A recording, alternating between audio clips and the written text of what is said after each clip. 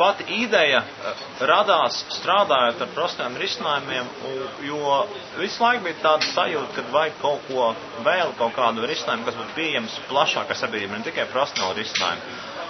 Un aptuveni pirms gada konferencē mēs skatījāmies dažādas risinājumus un saliekot kopā dažādas idejas, kur bija arī, būtībā pārsvarā bija dažādi maksas servisi, maksas pakalpojumi. Mums radās ideja, kāpēc neizveidot kaut ko tam līdzīgi, kas ir brīvi pieejams un būtībā bez maksas. Vēl viena no idejām, kas mums likās svarīga, nebūt piesaistītiem kādam konkrētam uztvērējam, kādai konkrētai datu pārraidei. Un šajā gadījumā mēs esam atvērti dažādiem GPS uztvērējiem, un, lai mums būtu pēc iespējas lielāks lietotāju skaits šai sistēmai.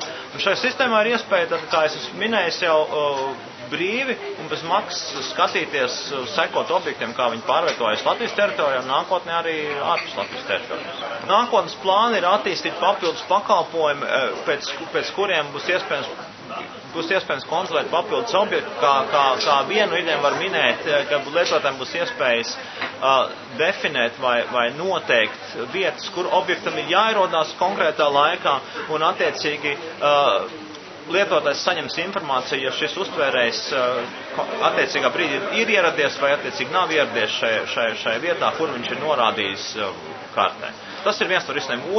Otrs variants, pie kā mēs strādāsim, mēs, protams, strādāsim pie kartogrāfiskā materiāla, kur mēs centīsimies nepārtraukt uzlabot un papildināt šo portālu jaunām, detālākām kartēm. Pašlaik pie attīstības mēs strādājam, lai mēs varētu aptvert pēc iespējas lielāku šo iekārtu skaitu un jomu, un tāpēc mēs strādājam pie risinājuma, kurš atbalstīs arī Nokia mobīlos telefonus un Ericsson telefonus, tāpēc ir Samsung, kas būtībā pie atbalsta Symbian operatēra sistēmu.